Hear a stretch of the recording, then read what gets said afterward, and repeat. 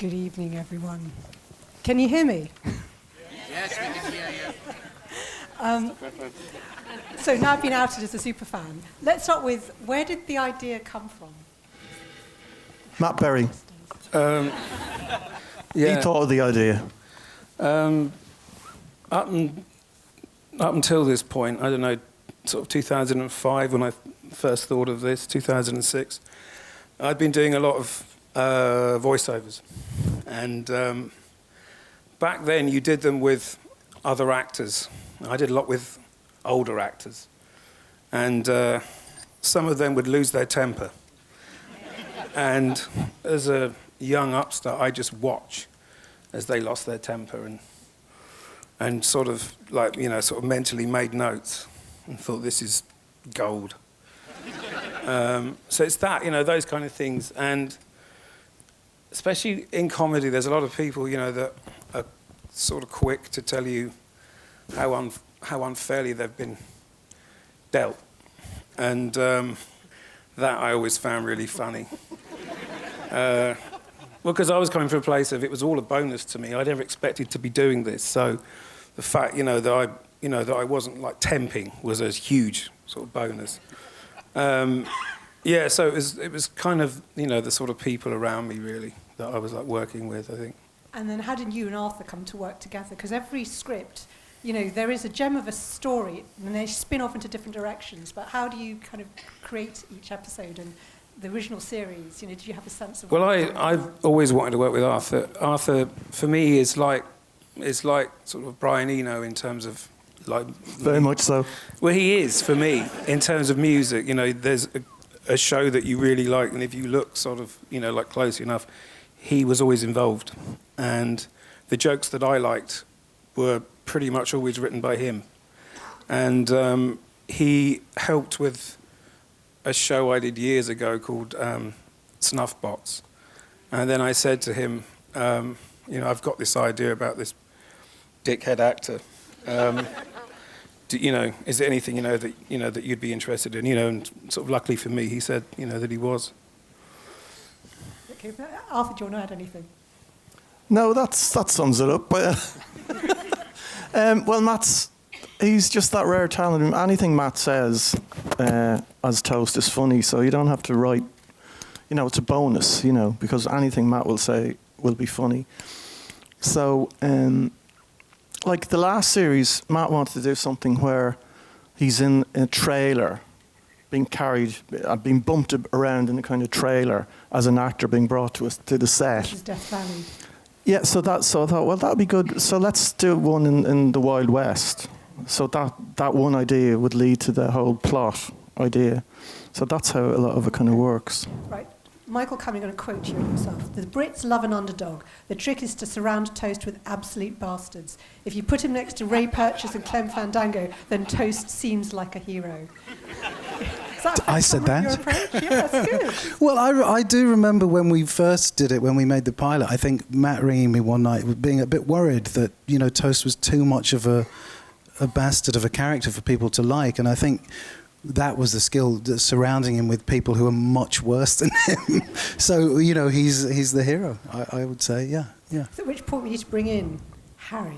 Talking of absolute bastards. Ray bloody Purchase. Tell us about what it was like playing Ray and the rapport that you and Matt have built. Well, I think very quickly it became obvious.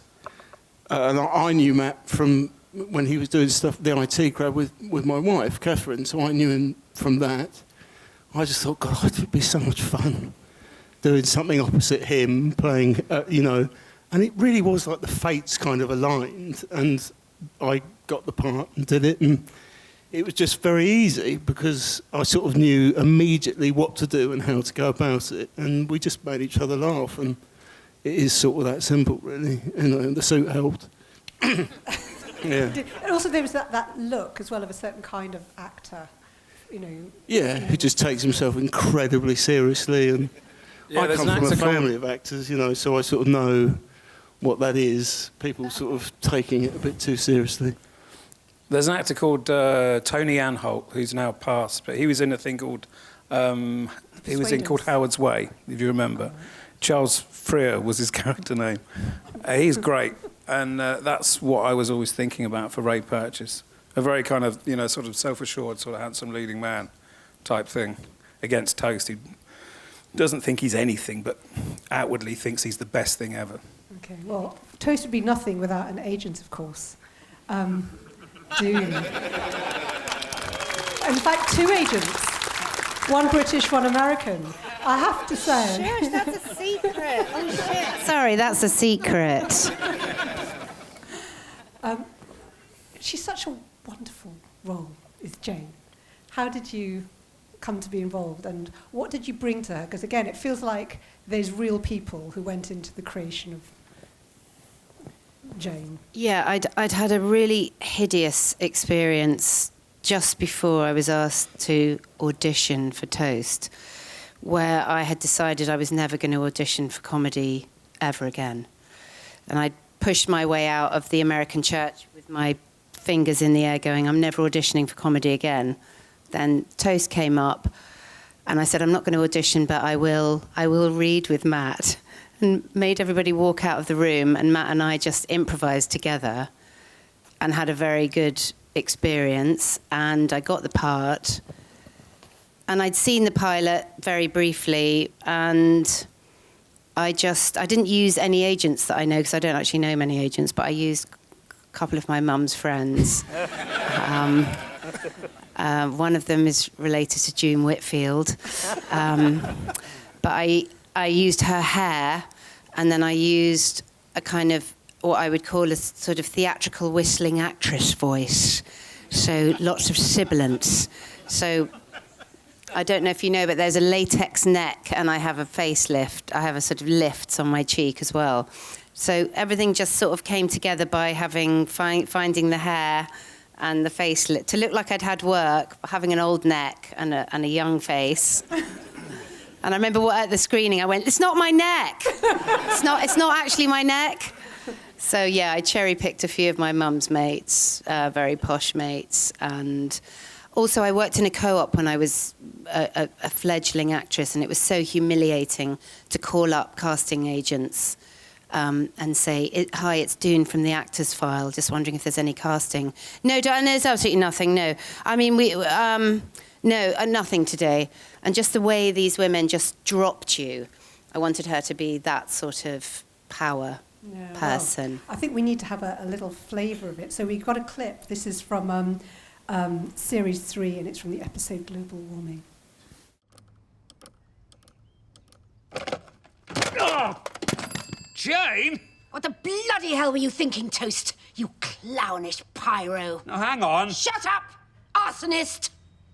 Stephen Gonville Toast, the man who never performed at the Globe Theatre, then, in a fit of jealousy, burnt the bloody thing down. No, it didn't happen like that. But that's what they'll say. The Globe's been there since 1599. What were you scared of? Getting a bad review? No. When other actors get bad reviews, their reaction is not normally to burn down the theatre. You're lucky we were able to blame young Kai. God rest his soul. But you won't be able to weasel out of this one, Toast, because everyone in the business knows it was you. It wasn't like that. Poor Daz Klondike got his leg caught under a burning beam. He may never walk again. Who cares? You burnt down the Globe, thus almost causing the second great fire of London. I'll probably never work again. Why are you holding a letter aloft, Jane? It's for you. It was delivered personally this afternoon. What is it? It's a fine. A fine for how much? £1,000. But that's all the money I have. Who's it from? The PC police. What, they actually exist? Of course they bloody exist. They're everywhere. What's the fine for? Throwing disabled audience members out of a recording. Oh. Abusing a foreign tourist on the street. Complaining about a woman breastfeeding in public. And being seen going into a porn theatre. Well, that's it. I'm finished. Oh, and one more thing.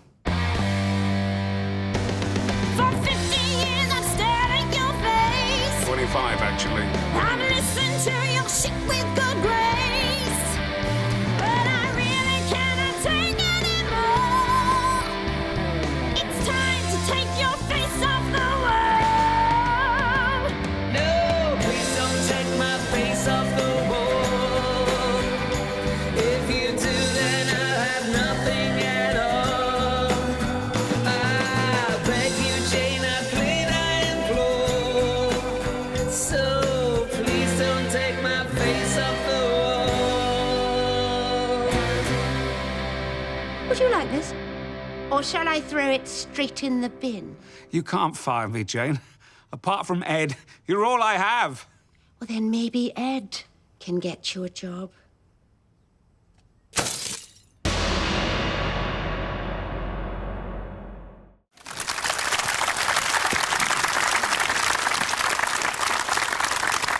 The songs are a really lovely part of some of the episodes. Tell me about them. And when do you know when it's a song moment? Because it's not one in every episode, and they're really carefully chosen and mapped in. Well, it just comes from Jesus Christ Superstar, the film, really. It's just I always found moments of sort of high tension to go into falsetto, and it's always kind of made me laugh. We sort of toned it down for the last series, but I want to bring it back, I think. Yeah, it just seemed, because I hadn't seen anyone else really be doing that in sort of sitcoms, when the going gets tough, to then sort of sing at your adversity type thing. So that's kind of what it's an obvious thing to do, really, yeah. To just break into song. Yeah. They should do it in EastEnders. Well, Dennis Potter used to do it, I think, and I always used to love that, so there's a bit of that. Very classy, Dennis Potter reference already. The other thing which that episode made fun of, which was the PC police, but it is a thing that kind of haunts comedy now. And I was thinking, although there are so many wonderful women in there, I was struck by how many are playing prostitutes. and I know to some extent you could kind of make a virtue of it, but I just wondered how far there were issues about. I mean, you mentioned just toning down the song, and I guess that was just a musical thing rather than an ethics thing. But have there been things that you've had to tone down in the script, or characters that you've had to rethink a bit? I don't think so. Nothing outstanding, really. But, the show has been going. I think we made the pilot in 2012. Yeah. So that was 10 years ago. So long. Things have changed a lot, I think, in that time as well.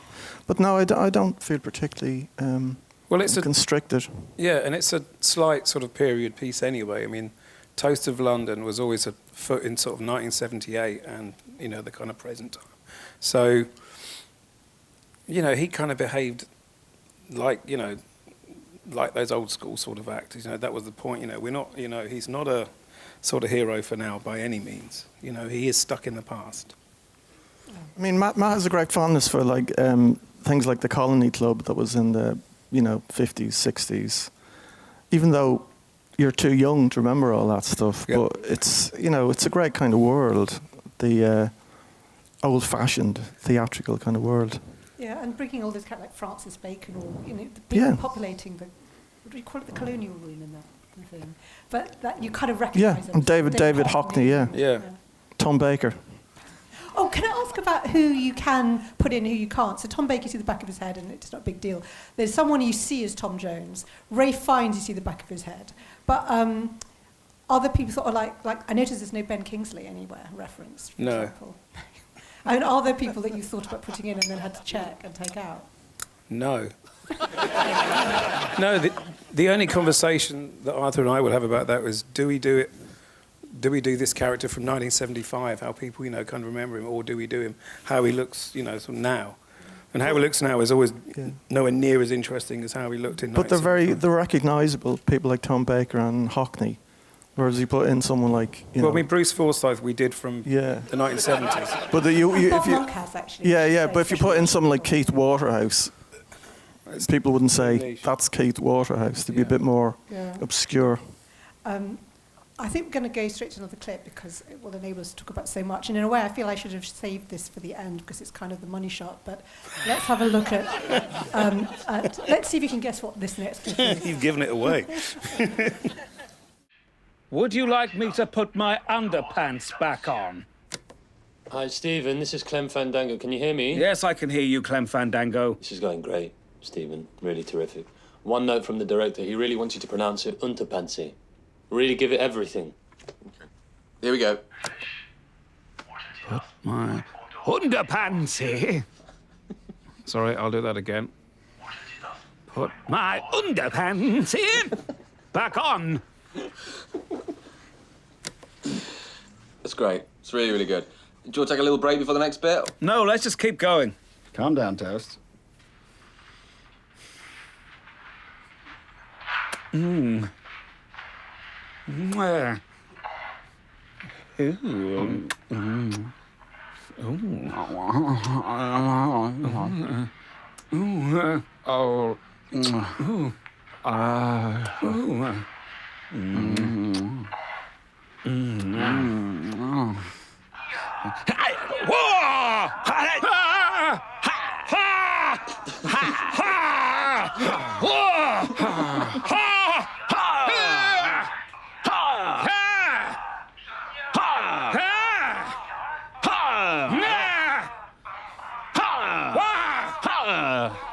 All right, okay, we're nearly there. Okay, just some solo kissing from you, Ray, all right? No need to look at the screen. Okay.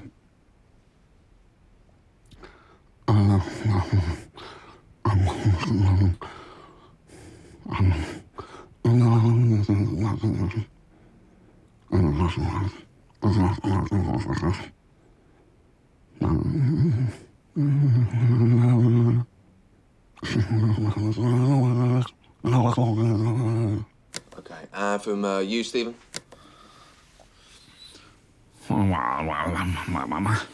Okay.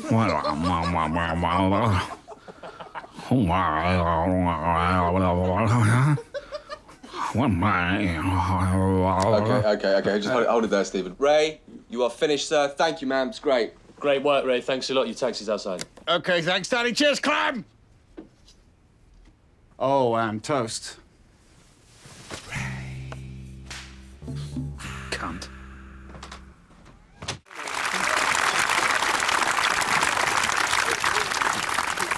Oh, it's excellent seeing that on the big screen.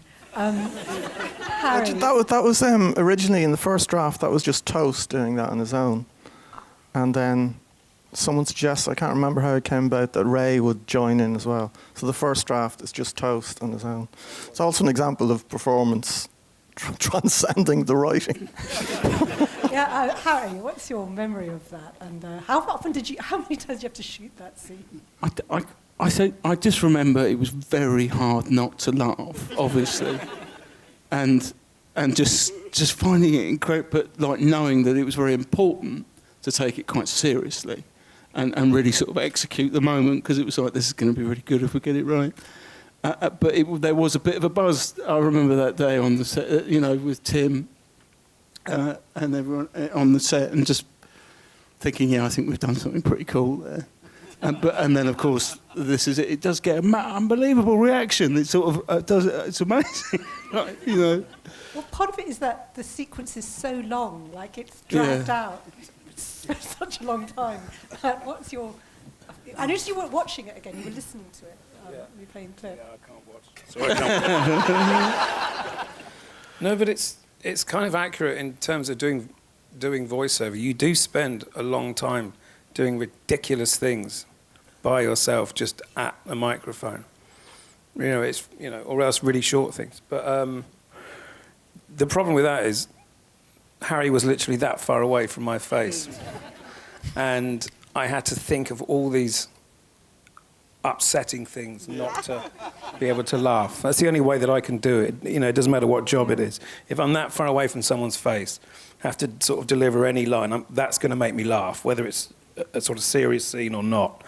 And I have to think of something terrible in order to not laugh. Michael, did you direct the porn sequence as well?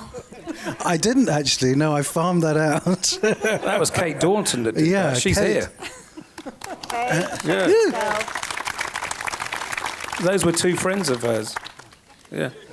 Can I ask a bit about the look of the series? Because it feels that you very carefully got a feel for when something goes, whether it's a fantasy sequence or it goes into period, and we're going to have a look at a clip of Tinseltown shortly, but matching it to, you know, kind of American 70s and 80s TV. How did you go about it? Because I get the impression that a lot of technical work went into making it look just the way you wanted. Well, I think from pretty early on when we talked about it, we wanted it to be set in a sort of no time, a time that was, you know, it obviously is contemporary because people talk about contemporary things, but it, you know, we tried not to use too many things like mobile phones and computers, and you know, Jane has a Rolodex, and you know, to make it not feel too contemporary. Even the places we shot it in Soho always tried to find, you know, the old-fashioned bits of London. And I guess when we did Tinseltown, we tried to do a similar thing, really. Just, you know, I watched Columbo was my reference for Tinseltown. I watched loads of Columbo. Matt's music was very Columbo-inspired, I think I'd be right in saying. Yeah, it was, yeah. And that felt like a really, like it's a treasure. If you haven't got the box set of Columbo, I'd suggest tomorrow would be the time to go deep, because it's just a brilliant snapshot of sort of 70s affluent Los Angeles, and this sort of guy, you know, who's sort of in the middle of it. It's a really, so that was a period thing for that. But no, we always tried to. I think when we first did it, we weren't exactly sure how that was going to work, but it felt important for it not to be stamped as too contemporary. You know, there was nothing that stood out as being of the moment, the way it looked, or, you know, the language. It was like Arthur was saying before, like from from another time, for actors and Soho, and, you know, a world that's gone now. But we wanted to sort of keep it within that world. And the surrealism as well. I mean, that great sequence when Jane, I think, takes an acid trip. I had to do some research for that. And also things like when Toast gets kidnapped and by a member of the Monkeys. It seems. Well, that's not. I don't think that's in the script. That's a member of the Monkeys. No, I just wanted him to look like that. I wanted that's Ned not. Smith Yeah, it's not in the Jaws. script. That came around later. Because they had to stand out, and the green hat to me was one of the most visual things of that time. So the Monkeys, and Jaws seemed the most obvious too. But then, obviously, what we should have done is have the 4 monkeys who kidnapped them. We should have got the 4 of them. I mean, that would have been even better, I think. Yeah, it would. Let's have a look at a clip from Toast of Tinseltown. This is from series 4, and it's the episode LA Story. Se llamaba Herode. Esperaba a mi madre. Era un mono bien ponchado. Y usaba hermosas. Tenía 2 perros. Who's she? Uno. What? Un hombre Who is that woman? Hold on a second. Era casi analfabeto. Pero me encontraba bella. Una de Dios. What were you saying? Who is that lady? That's Billy. She helps me out. Billy, can I have a can of soda? Un refresco. ¿Un refresco? ¿Ah? Compro todas las naranjas para jugo y lo único que quiere es el gas. Pas de problème, mon ami.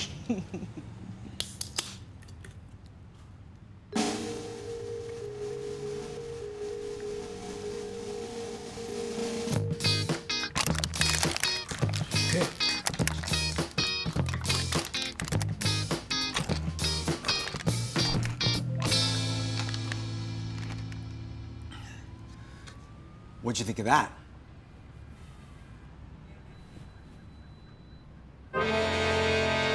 Shit! Jesús, María José. Did you ever do that at immigration? No, but as an actor, I found it useful for both comedy and drama. So much just in that one clip, the way it looks, but also all the kind of surrealism of it. So I feel like I'm being very dry unpicking it, but how much of that was in the first draft and how much comes together when you're actually shooting and working on things? Well, that is a good example of Arthur's genius there, because that was just originally written as, I just wrote that as Toast shuts his eyes and then opens again and they're completely white. sort of freaking out everyone that is in and around him. And then he added on the end of that Toast would say, very useful for both comedy and drama, which made the whole thing, I think. Arthur, anything you'd like to add? Also, I mean, even in terms of approaching it as a Tinseltown, obviously it's a whole new setting, there's taking him to a new world. How you approached it? Well, it's just great having Americans in it. I mean, like Fred Armisen, I only really knew him from Portlandia.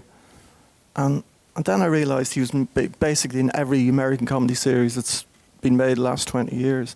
And I started watching Saturday Night Live. When he did Saturday Night Live, he did a thing called The Californians, which is one of the funniest things I've ever seen, with Kristen Wiig and Bill Hader.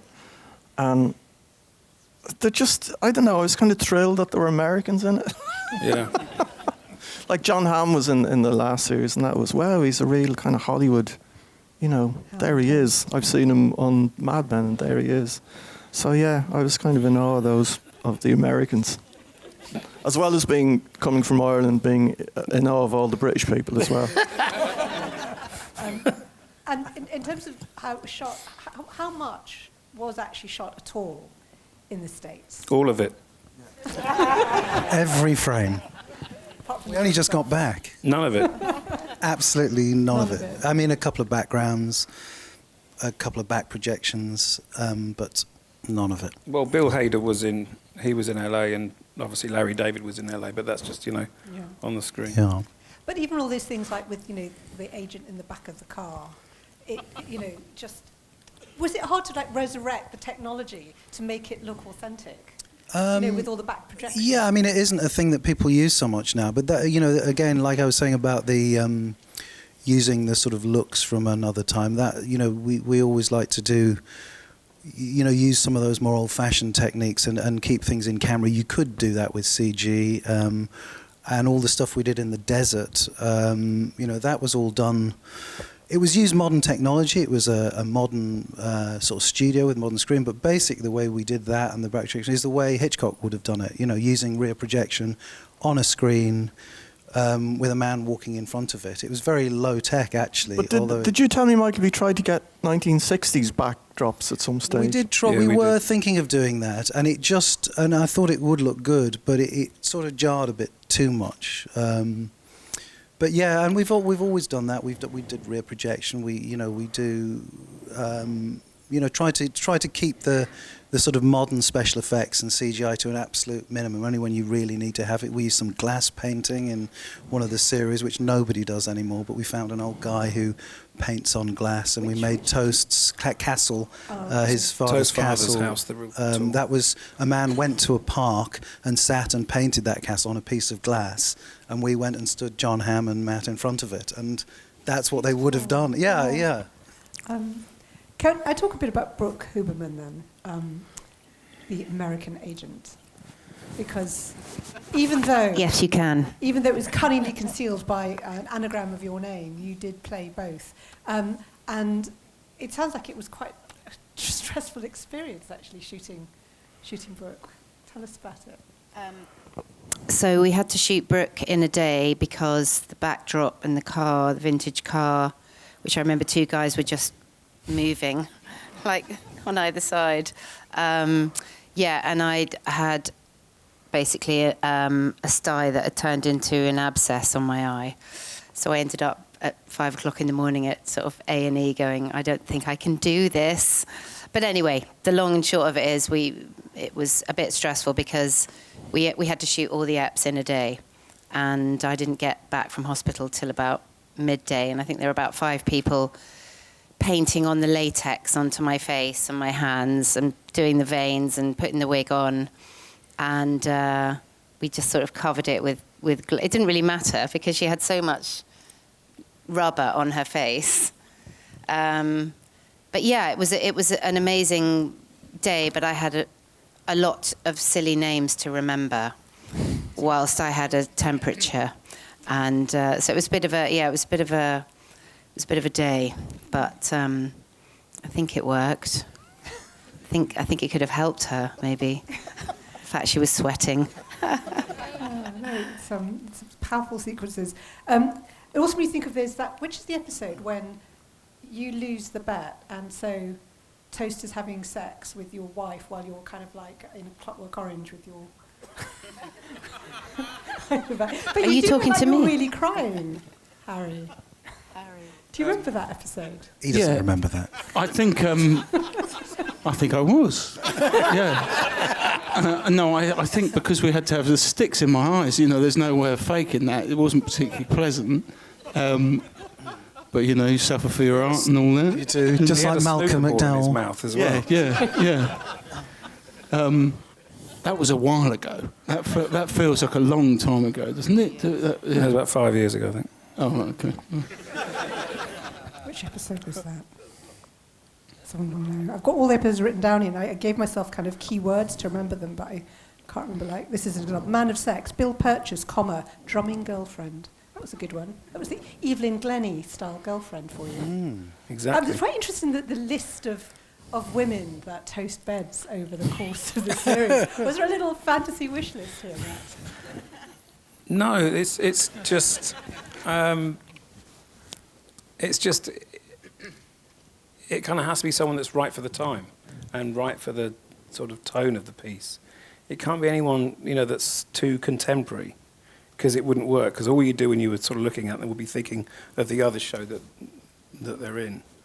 I think so. It kind of had to be sort of actresses that looked like they would have been in something like Howard's Way, or things from the late 70s. I mean, that's it, isn't it? They're just Yeah, I liked. we always kind of know. Yeah, I liked Amanda Donoghue, played Toast's wife. Ellen, yeah, she's wonderful. She was. she's but there was just couples fighting and tearing strips off each other and throwing things at each other is great. So that kind of works, I think. Just physical comedy and abusing each other and shouting. Because we wanted to have shouting her. at each other. Do you remember we wanted to have her as a racing car driver because you'd seen some footage of someone getting out of a racing car and Oh beating yeah, someone that's else right. up. There was actual footage of some race in the 1980s, probably, where there's a collision and then just they stop and one guy gets out and just abuses the other guy. So I thought that would be great if they had in a motor race and they had a crash and then they got out and started attacking each other. Yeah. But that didn't happen. Couldn't get the rights. Do you have favourite episodes? I was wondering, Harry, what's yours? I've got a particular fondness for, I think, is it Match Fit, where you're the homophobic beefeater and you're the Charles Dickens tour guide? I think I like playing when I did my twin brother. Did the albino twin brother? That was amazing, and all the Man of Sex and all the doing that stuff where I just stuck the pipe up my arse and he had to then. Oh yeah. That was funny. Yeah. I love doing them all. It's very hard to divide them. They're all, really funny, and it was just amazing making it. You turn up and you go, "You've got to put this beef-eater costume on." It's like, great, But again, Harry playing his brother, that came about because we wanted it wasn't the first choice to let's get Harry to play his brother. It was just a few people we couldn't get. So Harry had to play it himself. And it worked much better for that. Yeah. Well, we'll never know. No, we'll never know. Best to be kind, though, eh? It was adequate, Yeah. If you all had to choose a favourite episode, what episode you have particularly good memories of, Michael, what would be yours? Well, just because I can't remember the old ones as well, I'm going to say Death Valley from the new series of Tinseltown is a favourite. The Charles Manson. And if I can have another one, Over the Moon, where Toast encounters Stanley Kubrick at Pinewood. Making the moon landings, yeah. There's a good choices. Tell me about them. Particularly the Death Valley one. Again, how you shot it as well, because it's funny having seen what's that Quentin Tarantino film? Once about Upon the a Time. family? Yeah, Once Upon a Time in Hollywood. There is something about. Yeah, we nicked quite a lot of ideas from that. As I said before, we shot it in a very low-tech, old-fashioned way, but in a very modern, snazzy studio. But because we couldn't go to Death Valley, and even if we had gone, we would have probably been able to shoot for sort of a minute at a time. And I think it just really seemed to fit that technology, that sort of back projection, which, as I said before, is just what they would have used in Hollywood in the sort of golden age. You know, I don't really watch a lot of contemporary comedy now. When we were preparing for this, I watched like all of Hitchcock's films, and I watched, as I say, Columbo, things like that. And it's more that kind of a thing that I wanted to try and sort of bring back those sort of old. And it seemed to fit the style of Toast. It's sort of almost real, but just not quite, you know, just off slightly. Yeah, there's a dreamlike quality to it, which is quite scary. And in fact, I read something that somebody said, it's probably one of you lot, said that they thought the whole series was a dream, and he'd wake up at the end, and Good. Which it may well have been. No, You'll but that's never a good know. reaction. Doon, do you have a favourite episode? I absolutely love Death Valley, even though I was hardly in it, which I normally like things I'm in quite a lot. But that's not true. My 90-year-old mother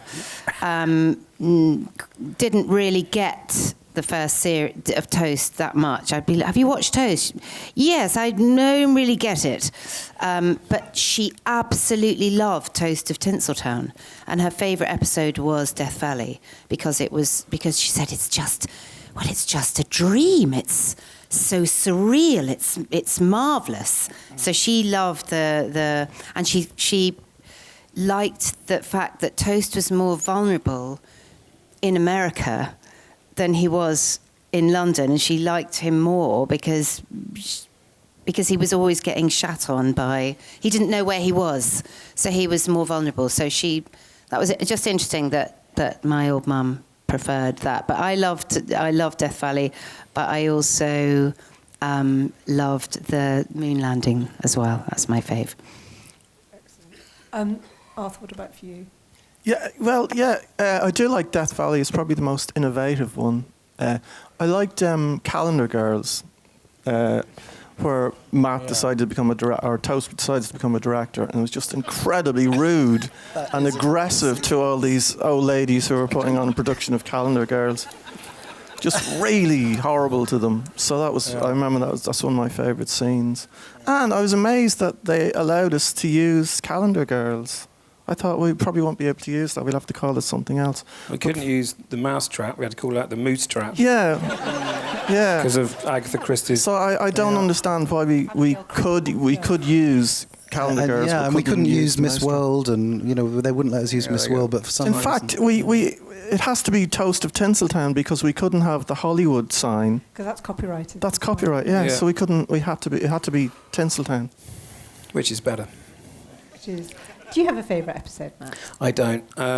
If they work and people like them, that's good enough for me. Because it's like one long episode, because I'm sort of worrying the whole time during them all that stuff is going to work. And because there's so many ideas that, you know, work in your head, but you don't know whether they're going to work when they're on their feet. Yeah. So it's all a bonus. I mean, I did love all the episodes that set. Was it the Richmond Theatre that you used to shoot a lot of those theatrical things? Because there was, Is It Man of Sex, which sort of has the Abigail's Party look to it. Yeah. And then there's the Moose Trap, which obviously, I just love that all these actors had never left the theatre in 60 years. And didn't know what was going on in the outside world, which was so kind of utterly terrifying. Yeah, I think there were actually cobwebs. I think a lot of them were actually covered in cobwebs. Yeah, they were, yeah. But of course, I suppose I couldn't really pick a favourite, but I did really enjoy Bonus Ball, which was Michael Ball. Yeah, Michael Ball and the whole and the James Bond and the Andrew Lloyd Webber thing, all in one. And again, the music, every detail of that, and even the way it was shot to sort of have that sense of it knew the choreography of a James Bond film. Well, you need to know it, don't you, if you're going to... Yeah, well, we had David Arnold. I went to David Arnold for that. Yeah. He's a friend, and if there's anyone that knows how to score Bond, it's someone that's scored Bond. So he said what would happen at this situation Bond film would be music like this. So I did that and just sort of followed, his sort of lead for the whole way through that. And Michael Ball was clearly... had you written it with Michael Ball in mind? Or Yeah. Were you going to... just said yes? Yeah, I just often imagine Michael Ball's agent getting the script in and showing it to Michael Ball what he must have I don't know what to say about this, Michael. I don't know whether you're going to like this or not. What is it? What about some of the casting? I mean, we haven't talked about wonderful Ed, Robert Bathurst, as your flatmate, but it's such a joyful and lovely, quite touching relationship, including his relationship with Women's Realm magazine. Yeah. Yeah. Did you source those original magazines, Michael, for the set? I believe they were. They were mine. Yeah. They were. Brought them in from home. Yeah. But how did he come about? Because Well, it's the same rule as I was saying about, the sort of girlfriends. They've got to be of that time. They've got to feel right. There's some really good actors that, that their names have kind of been suggested to us, but they're just not right because they're, the tone of them is wrong. It's difficult to explain, isn't it? But you know what I mean. And I think originally wasn't Ed maybe a younger character at one point, or there was some talk of making him a younger character. But as soon as sort of Robert walked in, he's John Lemessurier, isn't he? He's John Lemessurier, yeah. and I always thought, my fantasy would be to work with John Lemessurier, and then there he is, and that's sort of, he's played John Lemessurier. I'd seen him do that, and that's sort of Ed, really, isn't it? He's a jobbing actor, Well, thinking back to that generation, I mean, you've also said, Michael, that there's something of Hancock in Toast, isn't there? Well, I think that sort of, as it went on, I loved Hancock, and I think Matt does too, I think. But I do think there's something of that sort of pompous, I mean, I'm not saying we could reach those dizzying heights, but yeah, there's something of that, I think, isn't there? Yeah. Yeah, well, you're a fan of Hancock, I imagine. I do, yeah. I think Robert had played Lemessurier anyway. He did, yeah. Also, years and years ago, I was doing something, and he came to audition, and he didn't get the audition, and I just always felt bad about that. So 20 years later. I can imagine Robert Bathurst looking woeful would be a haunting sight. One thing I was wondering was, I remember when Father Ted was first made and first getting screened in LA, because I was living there at the time, and just the excitement there was about it. And I wondered in LA?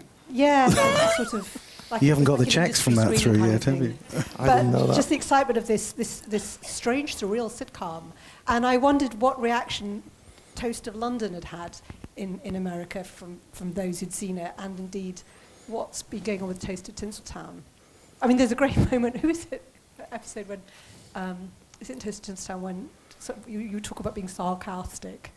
Right. Yeah. And just this whole idea that the Americans will not get this. I mean, you must have had that sense of how would they react to this. Yeah. What reaction has it had?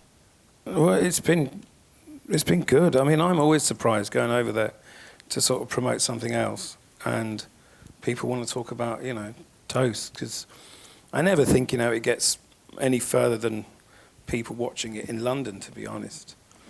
I mean, when I first made it, and I was saying this earlier, I didn't think it would get past the pilot. I thought it was too niche. I thought, if I get a pilot out of this, then that's cool, because, I've done what I wanted to do, and it's looked like I wanted it to look. I didn't think, that it would go to a series, let alone 4, however many it's been. Yeah, and especially not to make sense over there. And then when you go over there and people want to be in it, that's always a bit of a shock. Is that now a dilemma that, everyone wants to be in Toast? There were people by the series, by Tinseltown, were people kind of hammering at the door, hammering at the equivalent of James Door begging to be given a cameo? I don't know. I mean, it was just amazing. Larry David was in it. The spin-off effect for me was, I must watch Curb Your Enthusiasm again, and I watched 100 episodes, which I got most of them from the library, actually.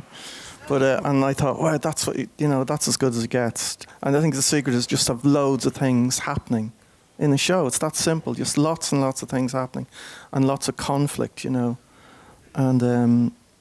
it's just a masterclass in comedy. I think Toast is things happen in Toast. I think that's kind of good. It's pretty pacey. But I just thought, having seen Curb Your Enthusiasm, that's really the masterclass in how to write a sitcom. And there's almost no jokes in it. It's all situations and embarrassment and conflict. And rivalry, one of the things about Toast, obviously, is the Purchase Toast rivalry.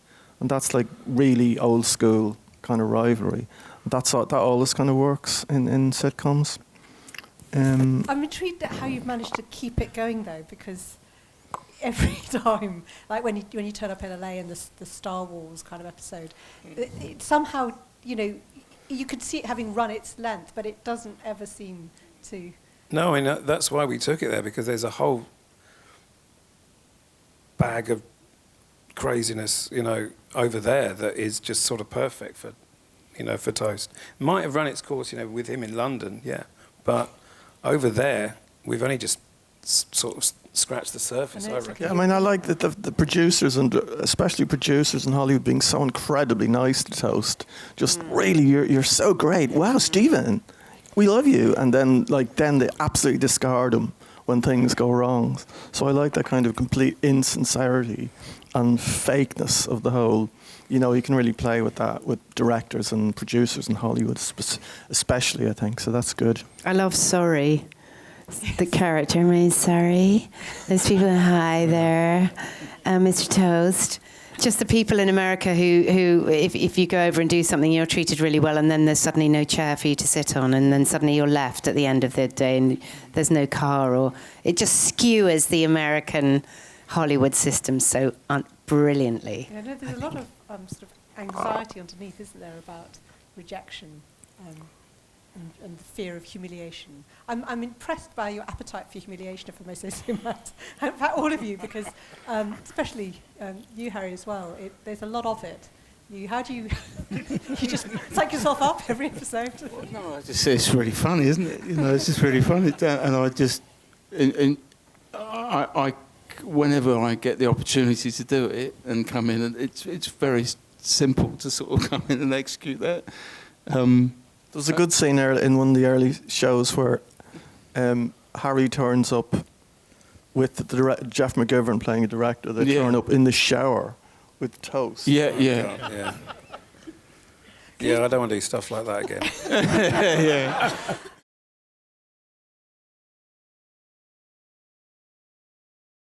Well, only they're sort of grotesque and funny. I mean, that was the point of them. They just kind of had to be unworldly, you know, and unearthly, something that you hadn't seen before. And we found it when we were in the edit of the first series, and we paused during a sex scene, and it kind of played at half speed, and it was like, that's it. That's what we'll do with the rest of them. They sort of slow-mo, all speed, all his face is doing that kind of stuff. It's just an excuse just to do that, really. Well, we did it with Morgana, one of the episodes with Morgana. And you did it for ages, but I kept wanting it. It was actually cut much shorter, but I just wanted it to be like 5 minutes long. I know you did, but that's. In fact, I had an idea if we do another series that there's a sex tape gets out with Toast, and he's just you can imagine him on a phone, just with making all those grotesque sex faces. Okay.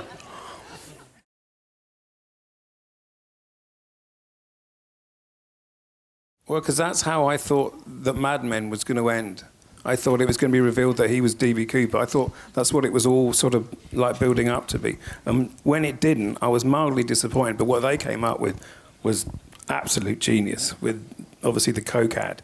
So it's like, well, if they didn't use it, then we're going to fucking use it. So that's what it was.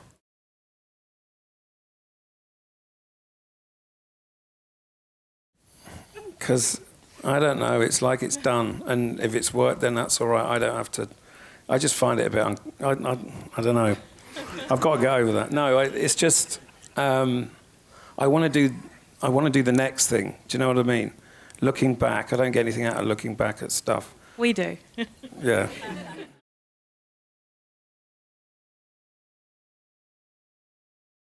I saw the new trailer for the new Jurassic Park film. I thought, well, Toast would be great in that kind of scenario, with loads of gigantic dinosaurs running around, with maybe being chased by perchers. I thought that'd be a great scenario for him. Well, it would. We want to. I think we're kind of happy to keep him sort of where he is. I want him to bump into Elon Musk. I think that's the next thing, and to be sort of genuinely interested in what he wants to do next, and be part of that, maybe in as far as a sort of guinea pig type situation. You know, Hollywood, you could keep him there for years. There's so much to do in LA. Yeah. Michael, you'd be on board, would you? What, with Elon Musk or with... yeah, absolutely. I've got one idea. Which I think everybody wants to do more, and let's hope let's hope we do. Yeah, you've got one other idea you're going to tell us about, Matt. No, all it is, it's just with Dune's character, Brooke, I want them to be in San Diego, and she hasn't got her eye on the sort of traffic or anything, and she sort of takes the wrong turn and goes like towards the beach, and then eventually into the sea. So they're having a conversation, then the sea will come up. That's just one of my ideas.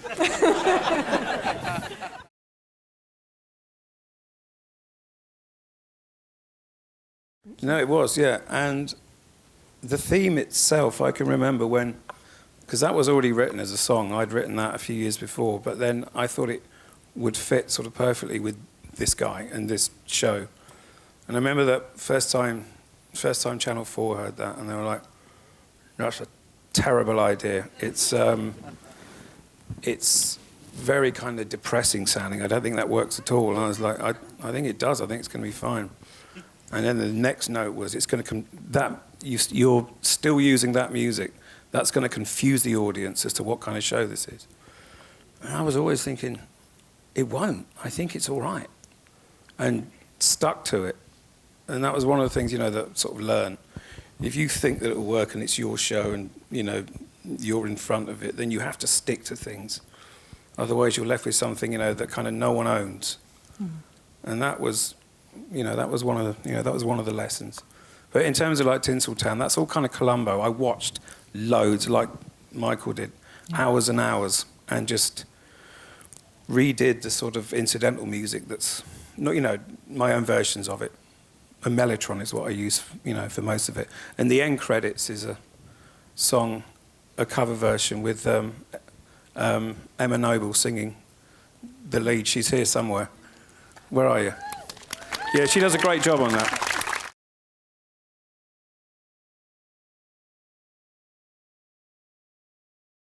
No, we're very good actors, so we can literally just turn it on like that.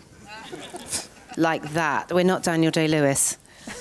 None of us are backstage saying, "Don't talk to me, I'm in character." But with Brooke Huberman, I kept away from everyone that day. Just kept out of everyone's way and just got in the car and tried to remember my lines. But yeah, the scripts are so good that impro is redundant. Sometimes impro can really, really help.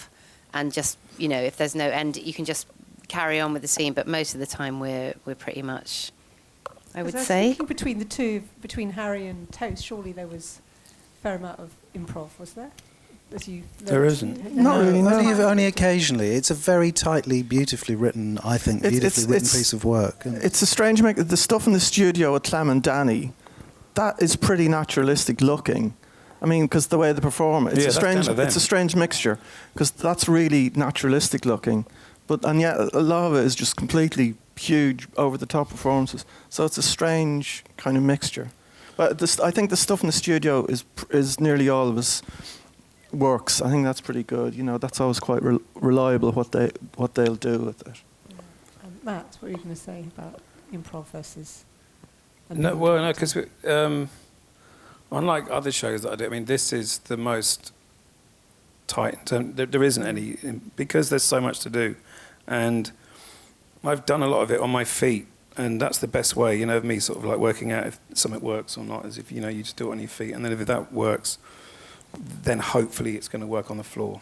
There's a lot of sort of physical stunt work and stuff as well, isn't there? Yeah. Harry had to be thrown against a wall a couple of times, I seem to remember. High winder. When he was a high wind actor. Does all his own stunts.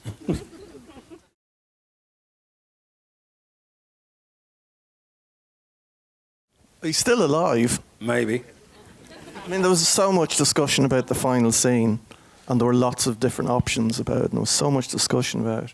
So we ended up with that. We want to give the impression he's still alive so he can return. When? I don't know. 10 years? 15 years? I don't know. No, but that's not just because it's it's kind of impossible. There's so many things.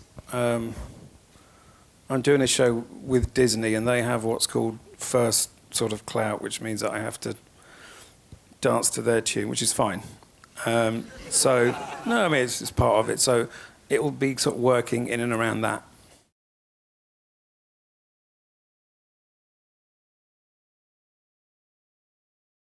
Yeah. No, but like that was always going to be the plan with his character, wasn't it? Toast was always going to fall for him. That seemed like, the sort of natural thing to do. He was actually here this week. He would have been here this evening, but he had to fly for his Top Gun stuff, so he couldn't be here tonight, which is a pain. But yeah, it just seemed like the natural thing to do.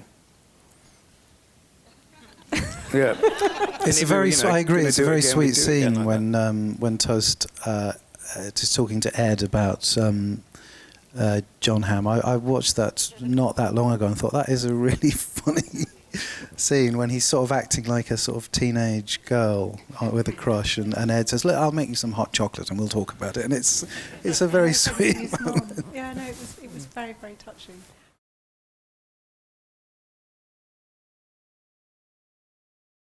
No, I mean, like, this is going to be quite a sort of boring answer, but a lot of the times with these things, I'll phone Arthur or I'll sort of text Arthur. Have you seen this bloke? He looks exactly like, or he can do an amazing Bob Monkhouse. We've got to try and think of a way of getting him in. That's the way it works, doesn't it? Yeah. But also, I remember the Forsyth thing was like, the big discussion, which era Forsyth is it? Is it 1970s? Yeah, that's what I wanted. Strictly era? No. And the weird thing was, I mean, he had obviously quite drastic surgery to make him look like Bruce Forsyth, but it wasn't quite explained what he also sounded exactly like Bruce Forsyth. Yeah.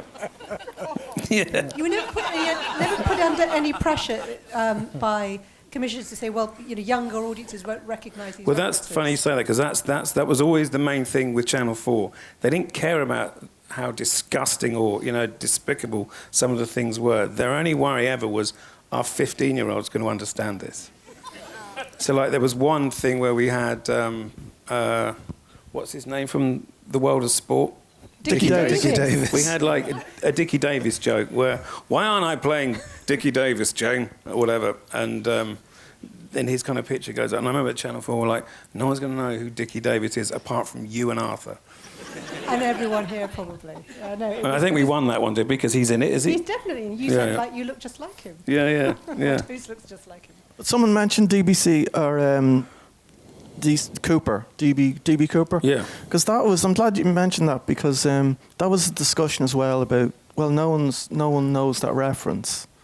But so I'm glad as long as some people get the reference, that's almost enough. Yeah, because I never care about that if someone said, well, there's not, hardly anyone's going to get this. It's like, if I get it and Arthur gets it, then that's enough.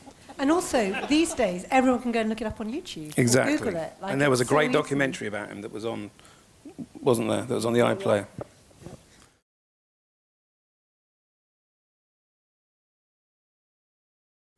Yeah, I just kind of wanted him, and he said yes.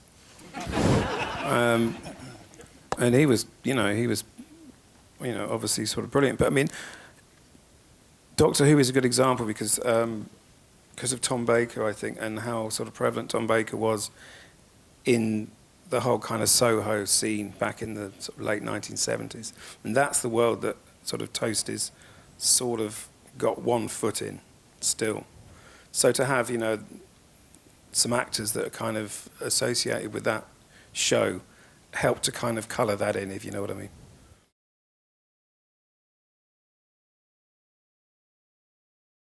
Oh, again, what Matt said, it's quite a boring answer. I just, put the suit on and do a funny voice. Like, no, that sounds. there isn't a really sort of clever answer to that apart from that, really. Yeah. But the difference is, it's him doing that. It's him doing the funny voice, and it's him putting the suit on. It couldn't have been anyone else. No.